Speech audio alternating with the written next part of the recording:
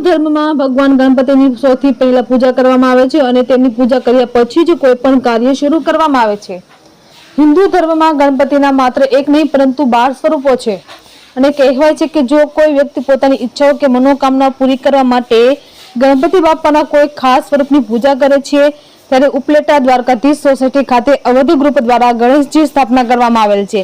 ત્યારે અવધ ગ્રુપ દ્વારા ગણેશજીની મહાઆરતી કરવામાં આવેલ, જેમાં આમંત્રણે માન આપી ધોરાજી ઉપલેટાના ધારાસભ્ય ડોક્ટર મહેન્દ્રભાઈ પાંડલિયા તેમજ સીબી જાડેજા કચ્છ યુનિવર્સિટીના પૂર્વ કુલપતિ હાજર રહ્યા હતા અને મહાઆરતી કરવામાં આવી।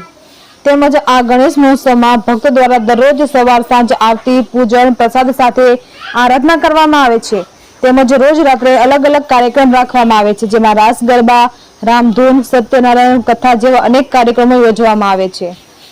રિપોર્ટર નયન રાવરાણી, ધોરાજી।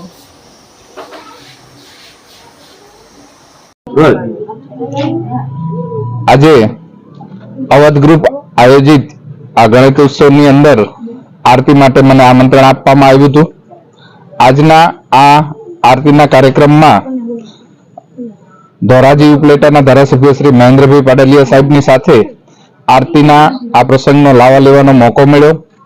અવધ ગ્રુપે ઇકો ફ્રેન્ડલી પર્યાવરણની જાગૃતિને ધ્યાનમાં લઈને જે ઇકો ફ્રેન્ડલી ગણપતિની મૂર્તિ સ્થાપના કરી છે એની બીજા દિવસની પૂજાનો આજે લાભ અમને મળ્યો, એ માટે અમે અવધ ગ્રુપના બધાના ઋણી છીએ। અમે એમનો ઋણ સ્વીકાર કરીએ છીએ અને આ બધાએ અમને આજે આરતીનો લાભો આપ્યો એ બદલ એમનો આભાર માનું છું।